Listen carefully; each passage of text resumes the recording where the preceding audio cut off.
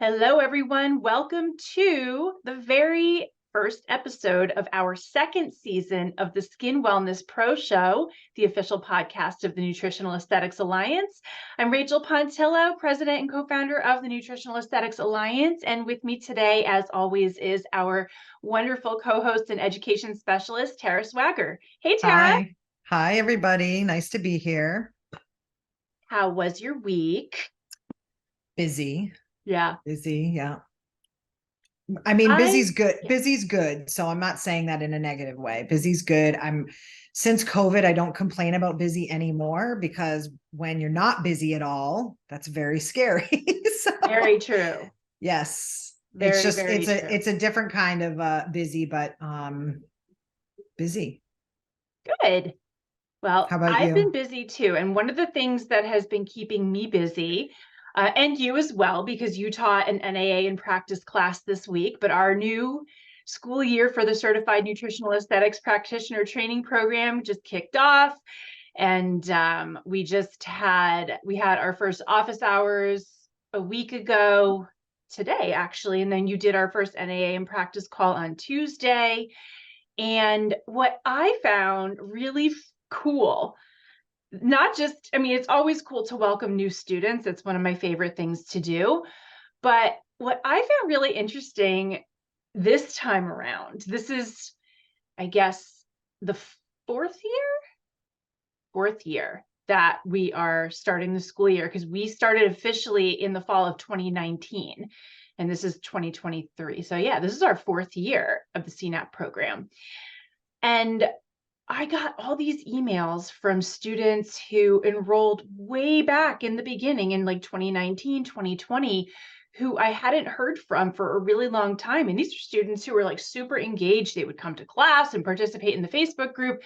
And then I just stopped hearing from them. And every now and then I'd get an email like, oh, I didn't forget. I'm so busy, or this happened with my mom, or this happened with the kids, or life happens, as we all know. Mm-hmm. But I got at least, I want to say 4 or 5 of these students who emailed and they're like, hey, remember me? I still want to finish this course. I've just been so busy and I got distracted and COVID happened and this happened. And can I still do it? Can I still finish? And I was like, yes, absolutely. And I just kind of wanted to talk about that a little bit today, about the fact that sometimes we set out to do something to better ourselves, to better our careers, our education, our health, our households.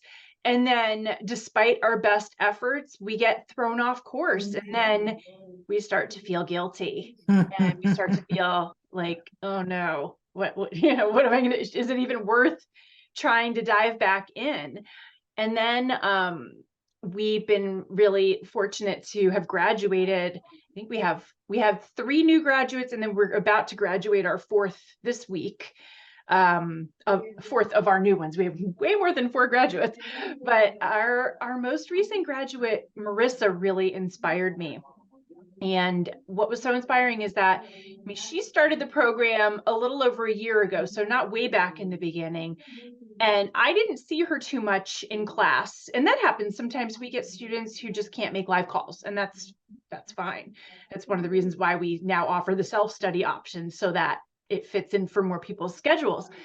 So I figured that Marissa was just someone who was, working during the times when we had calls, which very well could be true. She's a busy esthetician. But she posted this reel on her Instagram after she passed her final oral exam. And it was a clip of just like the last year, what's been going on in her life. She had a whole series of unfortunate events, things like losing a job, her house burnt down, like all of these awful things happen. And yet she still persisted. She didn't give up. She set out to just finish this thing, and then she did it. And she was so proud of herself. And I was so, like, when I saw that reel, it made me want to cry. I'm like, oh my goodness, she's been through it and she did it. And sometimes it just made me realize how sometimes finishing what you started, even if it doesn't happen when you want it to, it's still just so so worth it.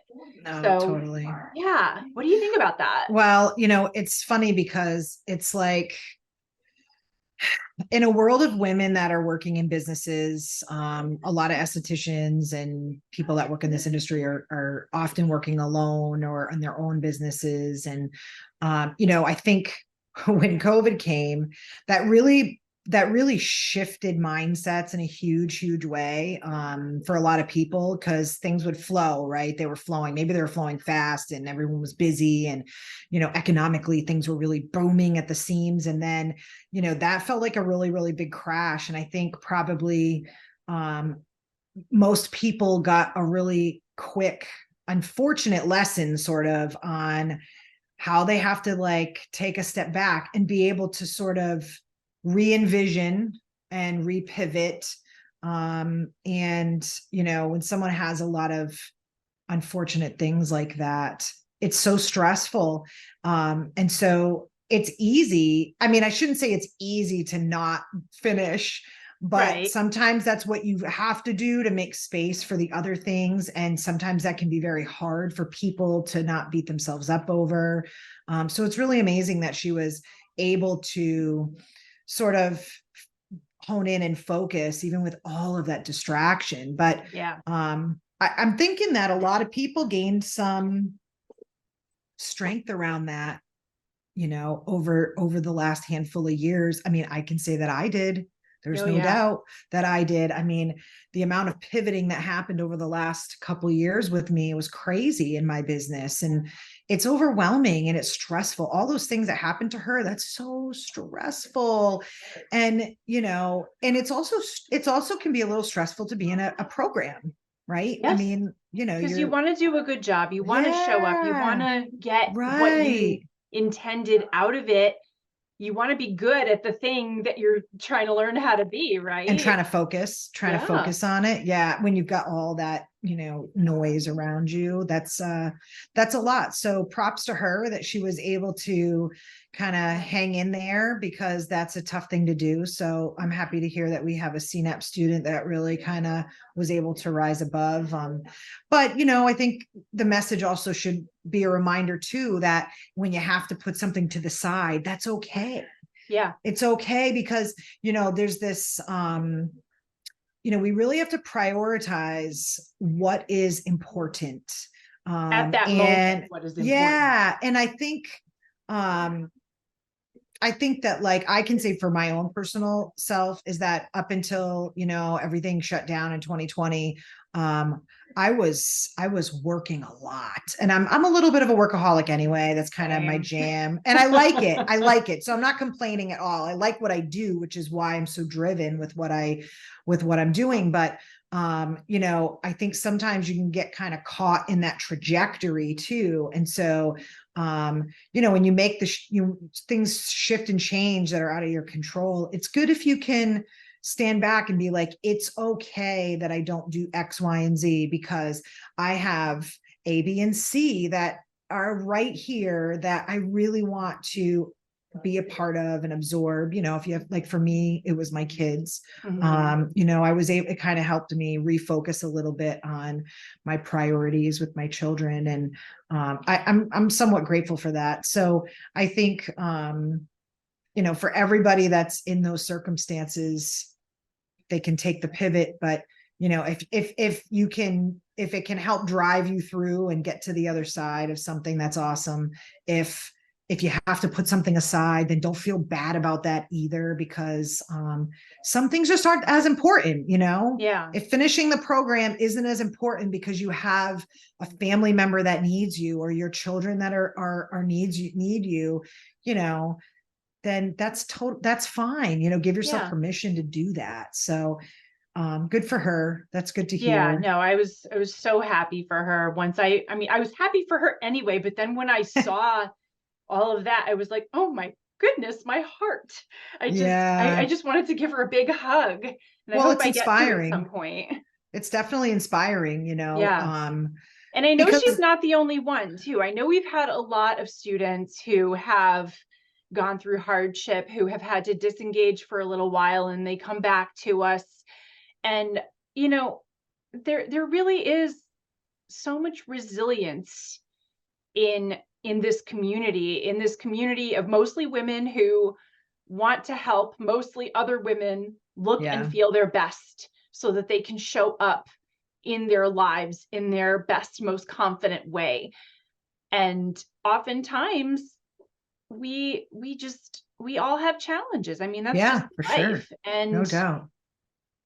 yeah, I just love it when people do that, when they reach back out, even if it's been a couple of years and they're like, hey, can I still do this? Well, I Yes. mean, that's such a, well, it's such a great thing with the program that it can be done that way too. But I mean, ultimately, I don't think anybody comes to our program that doesn't have that deeper drive to really help people, because I think that's what brings CNAPS to the table. I think that's Yeah. what brings people to our program, is that they have a drive to do more. Mm-hmm. They have a drive to create a space where they can assist people in making better changes in their lives. And so, even if they have to take a break, I think that they come back because they're just so driven to do that. When you're the kind of person that wants to assist other people that way, it doesn't go away. No. You don't like lose that and become some like, person that does a job that's singular by yourself. Like, you can't, when that's kind of what your magnetism is. I think you come back. So I think that that's great. It's good to hear. Absolutely. And for me, I went through a period in like 2017, 2018, where for those, I would say 2 years, if not more, I was just running on fumes. I had been so sick from chronic Lyme and mold sickness. And I had gone through so many practitioners, and so I paid thousands of dollars for different protocols and different tests, and nothing was really working. And it was one of those situations where regular lab work was normal, quote unquote normal, and they're like, oh, Yeah. you're so Yeah. healthy. Yeah. And Yeah. yet Yeah. I just felt like I was dragging myself through quicksand just to get through a day. Yeah. And that was a time that I also was in a huge growth period for both my businesses. I was working with, one of those very expensive business coaches. I was in a very expensive business mastermind. I had put out all this money, and I had invested in new software that was expensive and all these support people to help me run it.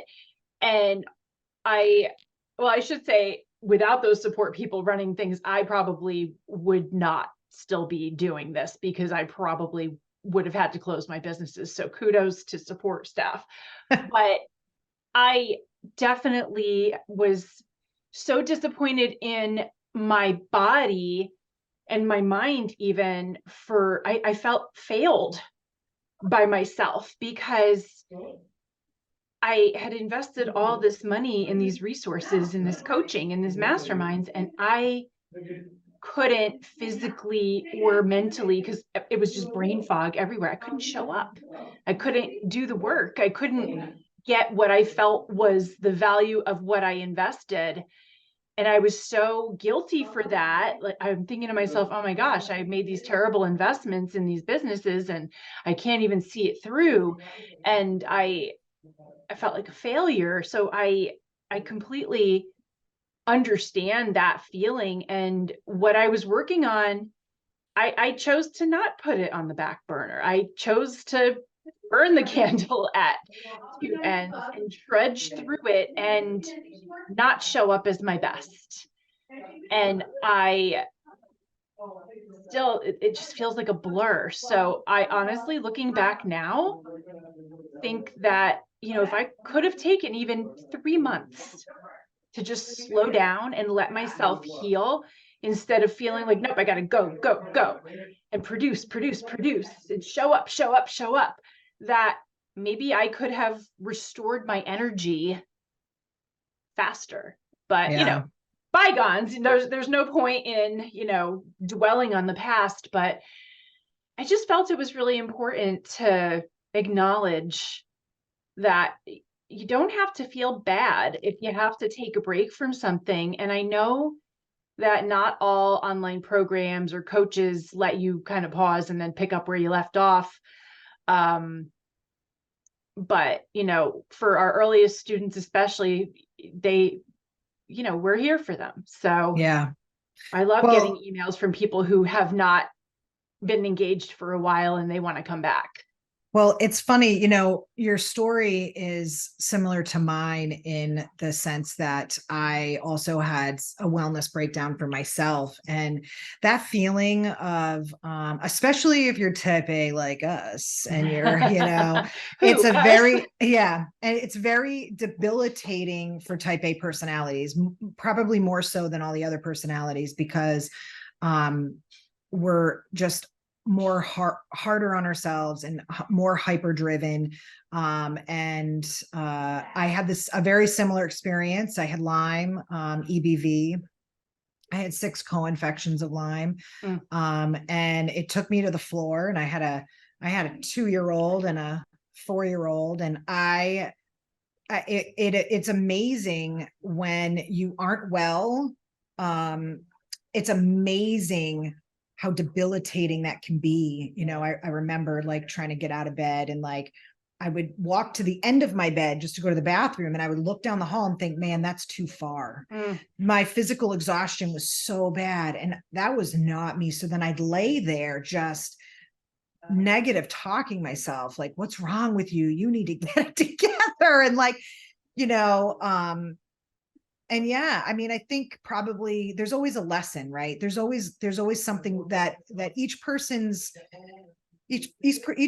journey is different. And your journey was that you pressed through it, but now you look back and you think, I should have taken some time for myself. But maybe the lesson for you is simply like that when that happens again, that you will take the time for yourself. Like you will acknowledge that it's okay. And when I look back at that time, and I luckily found a pathway to heal, and I was able to move out of it. But certainly I think I wish that I didn't talk to myself the way that I did. I wish that I had more compassion for myself. So I hope that our listeners, this is not our stories aren't unique, unfortunately. Lots of people have these kinds of stories. And then Marissa's story, like she's not alone in that either. Like, unfortunately, people go through really tough stuff. And I think I'm just hoping that as our listeners hear us chit chat about this, if they're going through something tough, like take some breaths, get yourself mentally in a headspace where you make sure you're taking care of yourself, and it's okay. It just is. We got one visit here in this world that we're in, and it doesn't have to be filled with anguish if we can choose to see and allow ourselves to be in a healthier mental spot. And we don't need to be so driven, but I don't think unfortunately our stories aren't unique. Marissa's isn't unique, ours isn't unique. So there's plenty of other people that are going through that stuff too.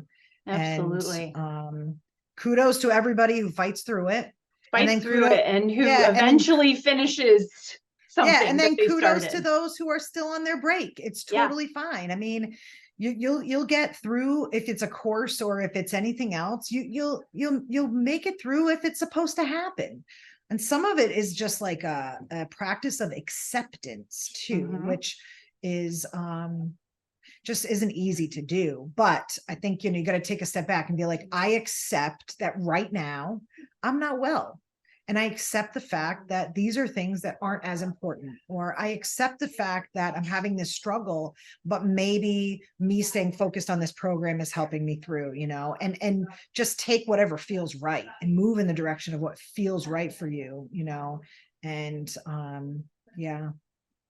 interesting topic. Good stuff. Yeah.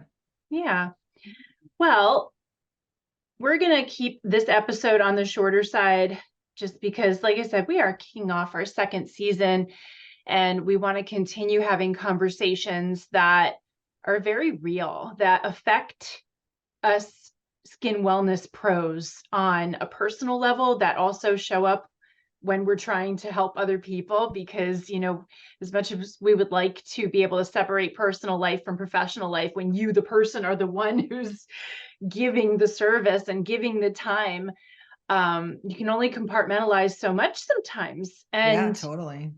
the healer needs to be healed. The practitioner needs a practitioner. So Mm-hmm. I also always want to just remind our listeners to ask for help when you need it, and make sure that Totally. you feel supported.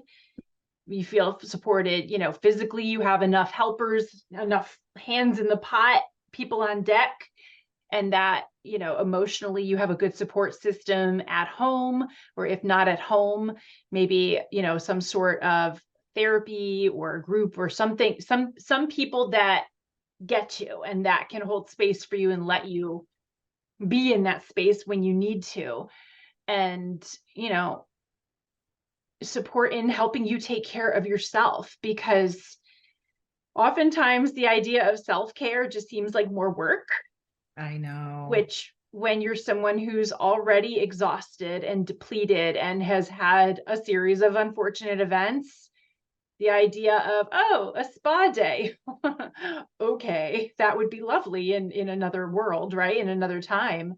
So there is really something to be said for, to be said about just knowing when to ask for help. Because I think something that women do in general, and this is a generalized statement and it's a gendered statement, so I apologize if that offends anyone, but we tend to just assume that people know what we need, that other Mm-hmm. people are as intuitive about our own needs as we feel we are towards other people. And I'm here to tell you that it doesn't work that way. However many clues or hints that you think you're giving off that you're tired, you're strained, you're stressed, you need help, I guarantee you 100,000,000% that the other people around you, they're not picking up the signals, because they're worried about their own stuff. Yeah. So you have to open your mouth and ask for help sometimes, and just say, hey, listen, this is specifically what I need help with right now. Can you do that for me? Yeah. Take one task off. Yeah. It does require communication. It requires that. And the thing about self-care is I think in our industry, and I'm certain it's in lots of different industries, but in our industry, that's what we're doing. We're caring for people, right? Yeah. And then, you ask the esthetician, the massage therapist, you ask the holistic health practitioner, when they've had service or treatment back to themselves. And it's astonishing, the shoemaker has terrible shoes. Yeah. And I know for me, that is one thing that I integrated for myself a few years ago, and I make no apologies for it whatsoever. Mhm. And it's funny how many people in our industry will often be like, oh, you always do that. You always take care of yourself in almost a slightly condescending way. I mean, like, Or like accusatory, like, how yeah. dare you? And I always find it very interesting, because I'm like, you're supposed to do the same thing. Go Yeah. do it. Like, and don't apologize for it. I will not apologize for the fact that, I use my physical body when I do treatment on people, and I'm not looking to deteriorate myself. So I am No. going to get my massage every month. And I personally prioritize my meditation every day. I personally prioritize,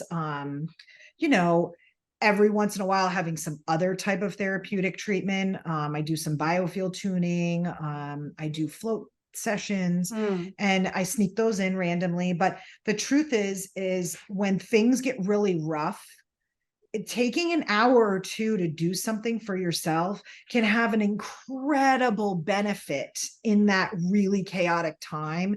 And I think it's very underutilized for people. But self-care, we preach it, but you gotta be what you say, what you try to teach your clients. When you talk to your clients about it, if you're not doing what you're selling, then you need to really take a deep look at yourself, because if you're not doing what you're selling, it's a harder sell.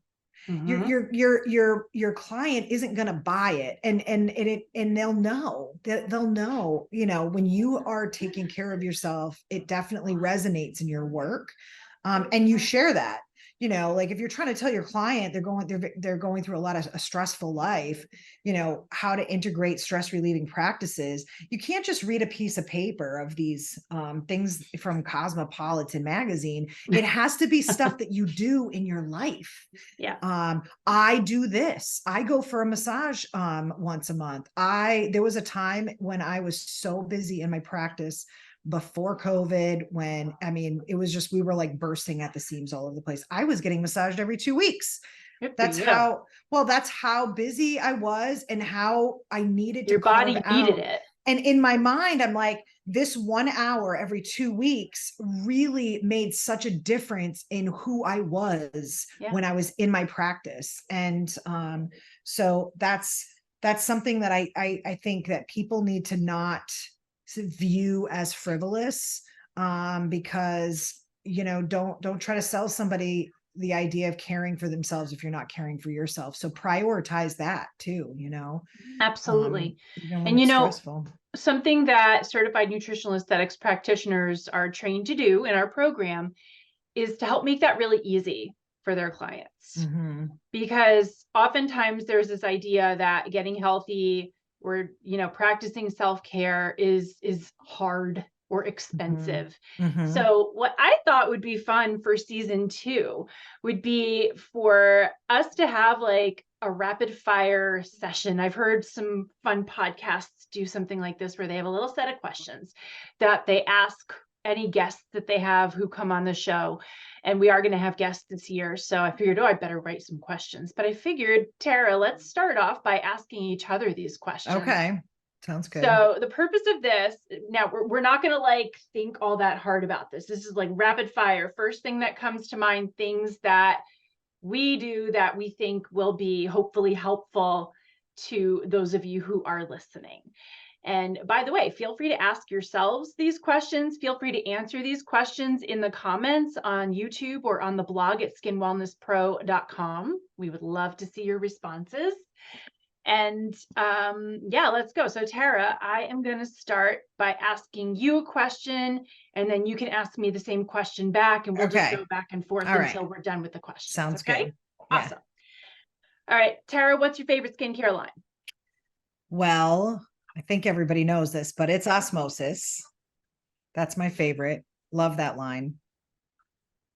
What is your favorite? Yeah, so my favorite is the products that I make for myself. And I knew you were going to say that. I know it's not, and that's not an easy answer unless you know how to make skincare. But first of all, I'm here to tell you that making skincare is as easy as cooking. So don't think it's hard, but there are plenty of ready-made product lines that are great too. But me personally, but I love that because, it's like, even with this answer, right? It's like, you get to see what individual people feel about what they do, and it's all unique to everybody. And I knew you were going to say that about your products. I knew you were going to say osmosis. I know, but I guess that's like what's so great, because I wouldn't want you to pick anything else. Yeah. And I know how passionate you are about osmosis, so I wouldn't want you to pick anything else. Yes, exactly. All right, I'll ask you the next question. Okay. Great. What is your favorite type of facial treatment? Okay. So I am such a sucker for two things: facial massage, whether it's with hands or stones or cooling globes. I don't care what it is moving around on my face. I just love it all. I will literally fall asleep. And aromatherapy. So I love essential oils if they're good quality essential oils, and I adore hydrosols. I love a nice warm facial compress where the cloth has just been dipped in like a geranium hydrosol and then it's just like put on my face. I'm just done. I'm out. See you next Thursday. That's what I dig.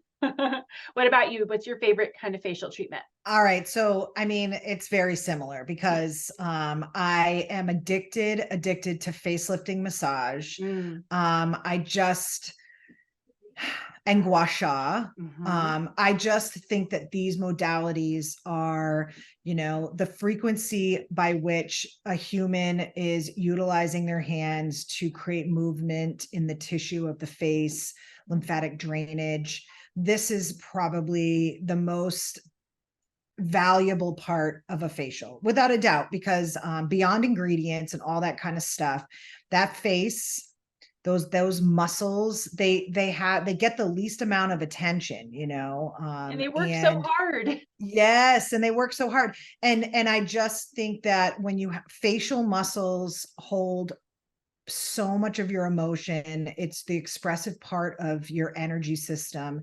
And so facial tissue massage, I same as you. I just think it's totally my favorite. When I go and get facials, the facial I get is the one that is face lifting massage, because I do a lot of that at my practice. But I want it for myself. I mean, just like you, it's dreamy. It helps put, you kind of like just zonk out or whatever. But I just hope I don't I hope my mouth doesn't open on the table and like I snore a little bit. snore. Yeah. Because we know that happens and no Yes, it judgment. does. I mean, hey, Yeah, but everyone's enjoying themselves, but that's a great sign, right? That's a great yeah, you just sign. don't want it to be you, but But moving the blood in that tissue has such an it has, in my opinion, is just a much, it's it's more essential than products, yeah, because it's exercising the tissue and moving the blood, and that's detoxifying and oxygenating, and to me that's the richest part of a facial, no doubt. 100%. Love it. Okay, question number 3, real quick, rapid fire. Favorite meals for breakfast, lunch, and dinner? Go. Okay. Breakfast, eggs for sure. That's my favorite. That's just, to me, the most nutritional impact right there. Um, I do a lot of simple foods. I'd say for lunch, I mean, there's favorites and then there's your everyday, right? So my eggs are my everyday. Lunch for me is often sort of a high protein salad. That's kind of my jam. And then, I'm a steak lover, so give me a steak for dinner any day of the week. So that would be my go-tos. So how about you? Breakfast, lunch, and dinner? Okay, so I'm going to be very honest and admit that I usually do not eat much breakfast at all. My stomach has never wanted very much in it until I get going with the day. So I do my lemon water and then I try to do a green smoothie. It's harder when the weather gets colder because smoothies are cold. Um, and I will have some coffee, but that's typically my breakfast. I'm not gonna even like pretend that it's more than that. And that does not happen every day, mind you. So lunch is my most favorite meal of the day. I love lunch. And I love going out to lunch. It's like I'm a lady who lunches. I'm not like a society lady who I lunches, love but that. I am definitely a lady who loves to lunch. So I also love a really protein rich salad. Anybody who's been in my Instagram stories will have seen one of my many bean salads, whether it's black beans or chickpeas with greens. And I'll put some seeds in there, cucumber, tomato. It's usually got like a Mediterranean flavor profile. Like I'll put avocado, olive oil, lemon, dill, salt, pepper, garlic. Pretty simple. But that plus chicken soup are my 2 favorite lunch foods ever. I could eat chicken soup all day, every day for the rest of my life and be perfectly fine with that. And then dinner, I am very simple with dinner. It's usually going to be some sort of chicken or maybe like pork loin, sometimes steak, but not very often, with a salad or sauteed greens like kale or string beans or something like that. And then that's it. I do love pasta, not gonna lie, and I don't like gluten-free pasta. Yes, I've tried lots of different ones, and no, I can't eat it very often, otherwise I regret it, but I do love me a big old bowl of pasta, as long as it's organic, because I actually found that for me, I do better with organic pasta because it doesn't have glyphosate in it, but I tend to be a lot more sensitive to glyphosate containing wheat products. I found that out when I was in Italy. I was eating pasta and pizza with no problem whatsoever. Yeah. Then I came back here and it was like, oh God. Yeah. After one bite, I was like, It's a very different oh world my goodness. there. So yeah, those are my favorites. All right. So what's your favorite hack for making healthy eating easier? Okay. So you guys know how we're empty nesters now, right? We started doing this while the kids were still home. We started doing Green Chef a couple nights a week. And I figured, now that the kids are gone, we wouldn't really need to do that because, we're only cooking it's just me and my husband. Well, we started doing it again. And the reason is because I don't have the energy to think about what's for dinner tonight. Yeah. I Yeah. just don't.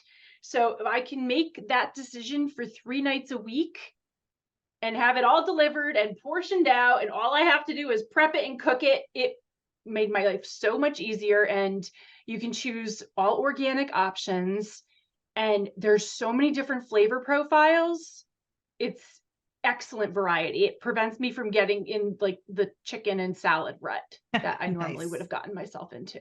Nice. What about you, Tara? What is your favorite hack for making healthy eating easier? Yeah. So I have 2 kids, so I try to food prep, sort of at the beginning of the week. But the truth is my easiest go-to is to cook a few pounds of ground beef plain. And then my kids will, portion it out for themselves during the week for dinner when I'm not around and season it the way they want, taco Perfect. style, pasta style. And so it's an easy way to kind of put a really healthy protein out there, and then they can change the flavor profile.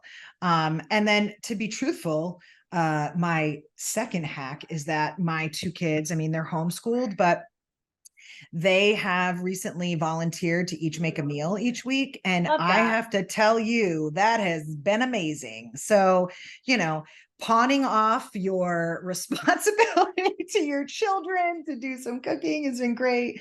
And that actually has been amazing. They'll do like some chicken tenders. And then my other son, what did he make the week before? I forget, but he made a grain-free version of General Tso's chicken that was Rock on. amazing. Yeah. So they're looking up recipes and making stuff. And Love that. so get someone else to make the food. That's a good Yes. hack. 100%. Back to our talk about asking for help. Doesn't Yeah, matter if yeah, it's from a totally. child. Yeah, My totally. yeah, my younger daughter's an amazing cook.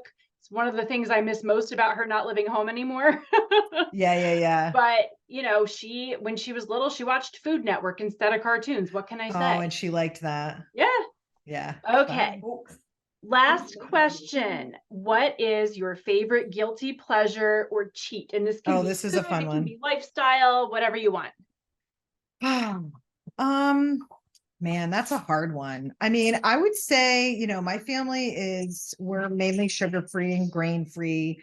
So I would say a guilty pleasure would be when we go and have a gluten-free pizza, which I know sounds probably pretty lame, but that's not something that we eat in general. So that does feel like a junky cheat for us. And but we enjoy it immensely when we do it. Well, and that's the key. If you're gonna have a cheat, make it worth it and Yeah, enjoy yeah, yeah, it. yeah. Yeah. Absolutely. So what's your guilty pleasure? I would say this is not a food related one. This is a lifestyle related one. I'm going to be very honest and say that I have been really enjoying watching very cheesy television shows. Yes, binging them, but I try to cut myself off after like 2 episodes so I don't go nuts with it. I just finished The Vampire Diaries. My older Oh, daughter has been geez. watching it too, and then we talk about it. And Oh, we're going to that's watch the funny. originals when she comes home. So, yes, teen vampire drama has Oh, been my fun. guilty pleasure lately. I love it. Who can relate? I want to know. Tell me in the Yeah. comments, Yeah. everyone. I want to know what your guilty pleasures or cheats are. And I want to know your answers to these questions. So please share with Yeah. us in the Yeah. comments on YouTube, on the blog. And like I said, when we have some guests on this season, we're going to ask them these questions too. So Yeah. stay tuned for that. Well, I think that was a great first episode of our second season, Tara. Yeah. All right. Well, we'll be back soon with more. And as always, we want to hear from you. We want your suggestions. We want your feedback. So contact us either on the YouTube channel, or you can go to skinwellnesspro.com and click on the little contact link and shoot us an email or reach out to us on social media. And we are so excited to be here for another season. We'll be back soon. Thank you so much for watching. Bye, Awesome. everyone. Bye.